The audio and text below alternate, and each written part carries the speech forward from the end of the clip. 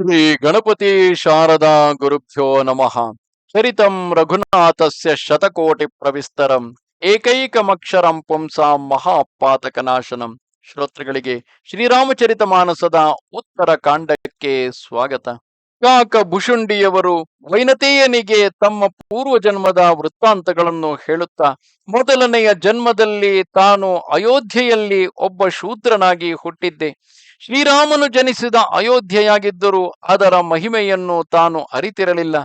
ಏಕೆಂದರೆ ಕೋದಂಡರಾಮನನ್ನು ತನ್ನ ಹೃದಯದಲ್ಲಿ ನಿಲ್ಲಿಸಿಕೊಂಡಿರುವವರು ಮಾತ್ರವೇ ಅಯೋಧ್ಯೆಯ ಪ್ರಭಾವವನ್ನು ತಿಳಿದುಕೊಳ್ಳಬಲ್ಲರು.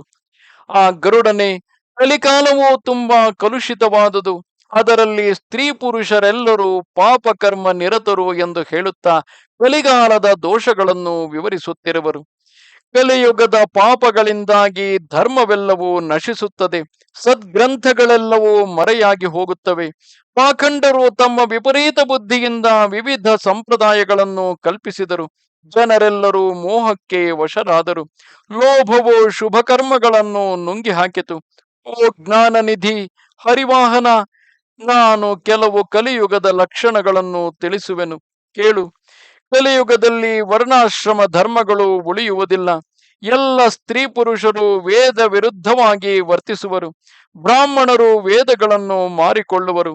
ರಾಜರು ಪ್ರಜೆಗಳನ್ನು ಪೀಡಿಸುತ್ತಾ ಕಿತ್ತು ತಿನ್ನುವರು. ವೇದಶಾಸ್ತ್ರಗಳನ್ನು ಯಾರೂ ಗೌರವಿಸುವುದಿಲ್ಲ. ಯಾರಿಗೆ ಯಾವುದು ಇಷ್ಟವೋ ಅವರಿಗೆ ಅದೇ ಧರ್ಮ.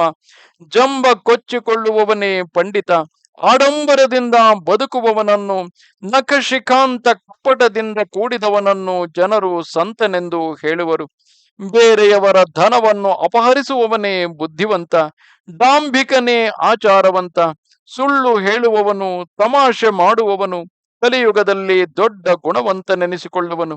ವೇದ ಮಾರ್ಗವನ್ನು ಬಿಟ್ಟು ಆಚಾರಹೀನನಾದವನೇ ಕಲಿಯುಗದಲ್ಲಿ ಜ್ಞಾನಿ ವಿರಾಗಿಯು. ಉದ್ದುದ್ದನೆಯ ಕೂಗುರು, ನೀಳವಾದ ಜಟೆಗಳು ಇದ್ದವನೇ ಕಲಿಕಾಲದಲ್ಲಿ ಪ್ರಸಿದ್ಧ ತಪಸ್ವಿಯು. ಅಮಂಗಳ ವೇಷಭೂಷಣಧಾರಿಗಳು ಭಕ್ಷ್ಯ ಪರಿಜ್ಞಾನವಿಲ್ಲದೆ ಸಿಕ್ಕಿದ್ದೆಲ್ಲವನ್ನು ತಿನ್ನುವವರು ಯೋಗಿಗಳು. ಅವರೇ ಸಿದ್ಧ ಪುರುಷರು. ಅವರೇ ಕಲಿಯುಗದಲ್ಲಿ ಪೂಜ್ಯರಾಗಿರುವರು. ಇತರರಿಗೆ ಅಪಕಾರ ಮಾಡುವವನಿಗೆ ಹೆಚ್ಚಿನ ಗೌರವ, ಮನ್ನಣೆ. ಮನೋವಾಕ್ಕರ್ಮಗಳಿಂದ ಅಸತ್ಯ ಪ್ರಲಾಪ ಮಾಡುವವರೇ ಕಲಿಯುಗದಲ್ಲಿ ದೊಡ್ಡ ವಾಗ್ಮಿಗಳು. ಗರುಡ, ಪುರುಷರೆಲ್ಲರೂ ಸ್ತ್ರೀ ಲಂಪಟರಾಗಿ ದೊಂಬರಾಟದವರ ಕೋತಿಯಂತೆ ಕುಣಿಯುತ್ತಾರೆ. ಶೂದ್ರರು ದ್ವಿಜರಿಗೆ ಜ್ಞಾನೋಪದೇಶ ಮಾಡುವರು. ಕೊರಳಲ್ಲಿ ಯಜ್ಞೋಪವೀತವನ್ನು ಧರಿಸಿ ದುರ್ದಾನವನ್ನು ತೆಗೆದುಕೊಳ್ಳುವರು. ಎಲ್ಲ ನರರು ಕಾಮ, ಕ್ರೋಧ, ಲೋಭ ಪರಾಯಣರಾಗಿರುತ್ತಾರೆ. ಅವರು ಬ್ರಾಹ್ಮಣರನ್ನು, ವೇದಗಳನ್ನು, ಸಜ್ಜನರನ್ನು ದ್ವೇಷಿಸುವರು.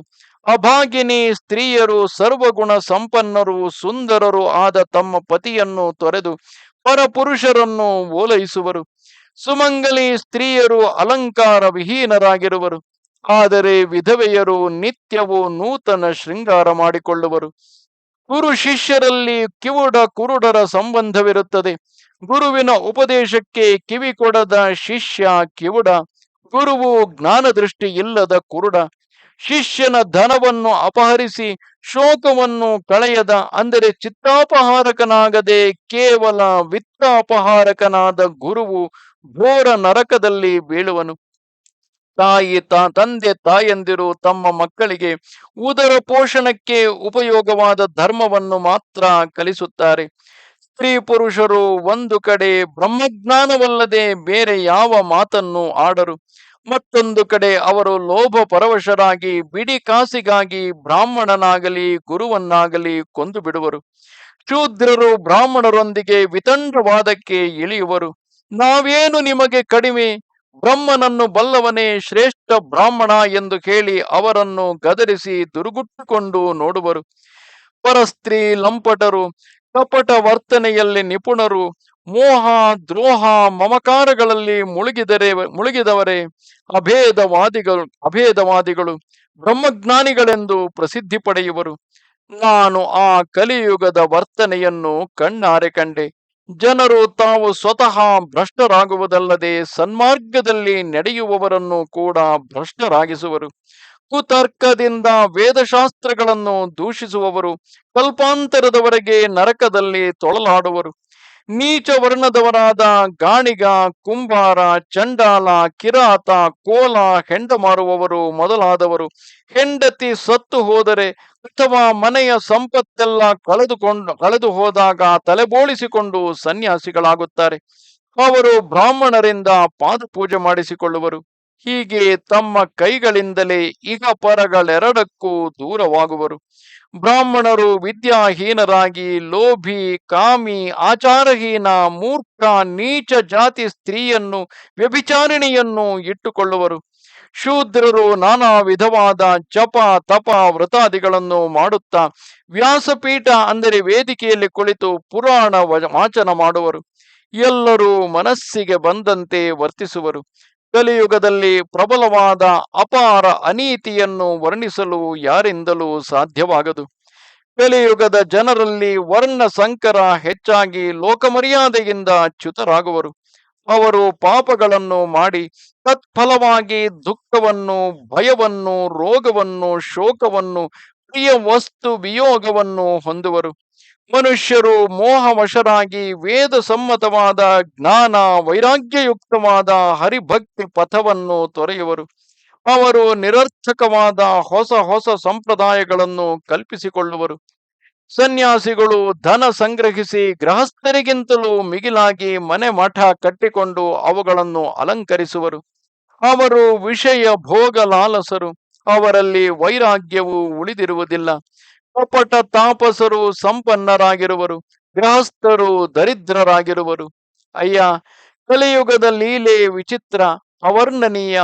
ಜನರು ಪತಿವ್ರತೆಯರಾದ ತಮ್ಮ ಕುಲಸತಿಯರನ್ನು ಮನೆಯಿಂದ ಓಡಿಸಿ ಕುಲ ಮರ್ಯಾದೆಯನ್ನು ಬದಿಗೊತ್ತಿ ದಾಸಿಯನ್ನು ತಂದಿಟ್ಟುಕೊಂಡು ಕೆಟ್ಟ ಬಾಳನ್ನು ನಡೆಸುವರು. ಗಂಡು ಮಕ್ಕಳು ಹೆಂಡತಿಯ ಮುಖ ನೋಡುವ ತನಕ ತಂದೆ ತಾಯಂದಿರನ್ನು ಗೌರವಿಸುವರು. ಅವರಿಗೆ ಮಾವನ ಮನೆ ಪ್ರಿಯವಾಗಿ ತಾವು ಹುಟ್ಟಿದ ಮನೆಯವರೆಲ್ಲ ಶತ್ರುಗಳಾಗುವರು. ನೃಪರು ಪಾಪ ಪರಾಯಣರಾಗುವರು. ಅವರಲ್ಲಿ ಧರ್ಮ ಉಳಿಯುವುದಿಲ್ಲ. ಅವರು ನಿತ್ಯವೂ ಪ್ರಜೆಗಳನ್ನು ಅಪರಾಧವಿಲ್ಲದೆ ದಂಡಿಸಿ ಅವರನ್ನು ದುರ್ದಶೆಯ ಪಾಲಾಗಿಸುವರು. ಧನವಂತರು ನೀಚ ಜಾತಿಯವರಾದರೂ ಕುಲೀನರೆಂದು ಗೌರವಿಸಲ್ಪಡುವರು. ಯಜ್ಞೋಪವೀತ ಮಾತ್ರವೇ ಬ್ರಾಹ್ಮಣನ ಗುರುತು, ದಿಗಂಬರತ್ವವೇ ತಾಪಸಿಯ ಗುರುತು. ವೇದ ಪುರಾಣಗಳನ್ನು ಮನ್ನಿಸದವರೇ ಕಲಿಯುಗದಲ್ಲಿ ಹರಿಭಕ್ತರು, ನಿಜವಾದ ಸಂತರೆಂದು ಹೇಳಿಸಿಕೊಳ್ಳುವರು. ಕವಿ ವೃಂದಕ್ಕೆ ಆಶ್ರಯ ನೀಡಬಲ್ಲ ಉದಾರಿಗಳು, ಕೊಡುಗೈ ದೊರೆಗಳು ಕಂಡುಬರುವುದಿಲ್ಲ. ಗುಣದೂಷಕರೇನೋ ಬಹಳ ಮಂದಿ ಇರುತ್ತಾರೆ, ಆದರೆ ಗುಣಿಗಳು ಮಾತ್ರ ಯಾರೂ ಇರುವುದಿಲ್ಲ. ಕಲಿಯುಗದಲ್ಲಿ ಮೇಲಿಂದ ಮೇಲೆ ಬರಗಾಲ ಉಂಟಾಗುತ್ತದೆ. ಹೊಟ್ಟೆಗೆ ಹಿಟ್ಟಿಲ್ಲದೆ ಜನ ಸಾಯುವರು. ಸಗರಾಜ, ಗರುಡ, ಕೇಳು. ಕಲಿಯುಗದಲ್ಲಿ ಕಪಟ, ಹಠ, ಜಂಭ, ದ್ವೇಷ, ಪಾಖಂಡತನ, ಮಾನ, ಮೋಹ, ಕಾಮ, ಕ್ರೋಧ, ಲೋಭ, ಮದ ಮುಂತಾದವುಗಳು ವಿಶ್ವದಲ್ಲೆಲ್ಲ ವ್ಯಾಪಿಸುತ್ತವೆ. ಮನುಷ್ಯರು ಜಪ, ತಪ, ಯಜ್ಞ, ವ್ರತ, ದಾನ ಮುಂತಾದ ಧರ್ಮಗಳನ್ನು ತಾಮಸೀ ಭಾವದಿಂದ ಆಚರಿಸುವರು. ದೇವತೆಗಳು ಮಳೆ ಸುರಿಸುವುದಿಲ್ಲ, ಬಿತ್ತಿದ ಭತ್ತ ಮೊಳೆಯುವುದಿಲ್ಲ. ಸ್ತ್ರೀಯರಿಗೆ ಕೇಶ ಮಾತ್ರ ಶೃಂಗಾರವಾಗಿ ಉಳಿದು ಅದನ್ನು ಕತ್ತರಿಸಿ ಚಿತ್ರ ವಿಚಿತ್ರವಾಗಿ ಅಲಂಕರಿಸಿಕೊಳ್ಳುವರು. ಬೇರೆ ಯಾವುದೇ ಒಡವೆ ವಸ್ತುಗಳು ಉಳಿದಿರುವುದಿಲ್ಲ. ಅವರು ಎಂದೂ ತೃಪ್ತರಾಗಿರುವುದಿಲ್ಲ. ಅನೇಕ ವಸ್ತುಗಳ ಲಾಲಸೆಯಿಂದ ಧನಹೀನರಾಗಿ ದುಃಖಿತರಾಗುವರು. ಅವರು ಮೂರ್ಖತ್ವದಿಂದ ವ್ಯರ್ಥವಾದ ಸುಖಗಳನ್ನು ಬಯಸುವರು. ಆದರೆ ಧರ್ಮದಲ್ಲಿ ಅವರಿಗೆ ಪ್ರೀತಿ ಇರುವುದಿಲ್ಲ. ಬುದ್ಧಿಯು ಅಲ್ಪವಾಗಿದ್ದು ಕಠೋರವಾಗಿರುತ್ತದೆ. ಅವರಲ್ಲಿ ಕೋಮಲತೆ ಲೇಷ ಮಾತ್ರವೂ ಇರುವುದಿಲ್ಲ. ಮನುಷ್ಯರು ರೋಗ ಪೀಡಿತರಾಗಿದ್ದು ಅವರಿಗೆ ಸುಖವೆಂಬುದೇ ಇಲ್ಲ. ದುರಭಿಮಾನದಿಂದ ಅವರು ನಿಷ್ಕಾರಣವಾಗಿ ವಿರೋಧ ಮಾಡುತ್ತಿರುತ್ತಾರೆ. ಜೀವಿತ ಕಾಲವು ಕ್ಷಣಿಕವಾಗಿದ್ದರೂ ಅವರ ಗರ್ವವು ಕಲ್ಪಾಂತ್ಯದವರೆಗೂ ಇರುತ್ತದೆ. ಕಲಿಯುಗವು ಮನುಷ್ಯನನ್ನು ಅಸ್ತವ್ಯಸ್ತ ತಲೆ ಕೆಳಗಾಗಿಸಿದೆ. ಕೆಲವರಿಗಂತೂ ಅನುಜೆ ತನುಜೆ ಎಂಬ ವಿಚಾರವೂ ಇಲ್ಲ. ಜನರಲ್ಲಿ ಸಂತೋಷವಾಗಲಿ, ವಿವೇಕವಾಗಲಿ, ಶಾಂತಿಯಾಗಲಿ ಎಲ್ಲೂ ಕಂಡುಬರುವುದಿಲ್ಲ. ಎಲ್ಲ ಜಾತಿಯವರು ಯಾಚಕ ವೃತ್ತಿಯನ್ನು ಅವಲಂಬಿಸುವರು. ಈರ್ಷೆ, ಕಟು ವಚನ, ಲೋಲುಪತೆ ಎಲ್ಲರಲ್ಲಿ ತುಂಬಿ ತುಳುಕುತ್ತಿದೆ. ಸಮತೆಯಂತೂ ಕಾಲು ಕೀಳಿಬಿಟ್ಟಿದೆ. ಎಲ್ಲ ಜನರು ವಿಯೋಗ ಹಾಗೂ ವಿಶೇಷ ಶೋಕದಿಂದ ಸತ್ತು ಸುಣ್ಣರಾಗಿರುವರು. ವರ್ಣಾಶ್ರಮ ಧರ್ಮದ ಆಚರಣೆಯಂತೂ ಕಣ್ಮರೆಯಾದವು. ದಮ, ದಾನ, ದಯೆ, ವಿವೇಕ ಯಾರಲ್ಲಿಯೂ ಉಳಿಯಲಿಲ್ಲ. ಮೂರ್ಖತನ, ಮೋಸ ತುಂಬಾ ಹಚ್ಚಿಕೊಂಡವು. ನರನಾರಿಯರೆಲ್ಲರೂ ಶರೀರ ಪೋಷಣೆಯಲ್ಲೇ ಆಸಕ್ತರಾಗಿರುವರು. ಜಗತ್ತಿನಲ್ಲೆಲ್ಲ ಪರರನ್ನು ನಿಂದಿಸುವವರೇ ಹರಡಿಕೊಂಡಿರುವರು. ಇಷ್ಟೆಲ್ಲ ಅವಿವೇಕಗಳು, ಇಷ್ಟೆಲ್ಲ ಅನಿಷ್ಟಗಳು, ಇಷ್ಟೆಲ್ಲ ದುರ್ಗುಣಗಳು ಕಲಿಯುಗದಲ್ಲಿ ಇದ್ದರು. ಕಲಿಯುಗದಲ್ಲಿಯೂ ಒಂದು ಉತ್ತಮ ಗುಣವಿರುವುದು. ಅದನ್ನು ಮುಂದೆ ವಿವರಿಸಲಿರುವರು. ನಮಸ್ತೆ ಶಾರದೆ ದೇವಿ ಕಾಶ್ಮೀರ ಪುರವಾಸಿನಿ. ತ್ವಾಮಹಂ ಪ್ರಾರ್ಥಯೇ ನಿತ್ಯಂ ವಿದ್ಯಾದಾನಂಚ ದೇಹಿಮೆ. ನಮಸ್ಕಾರ. श्रीरामचन्द्र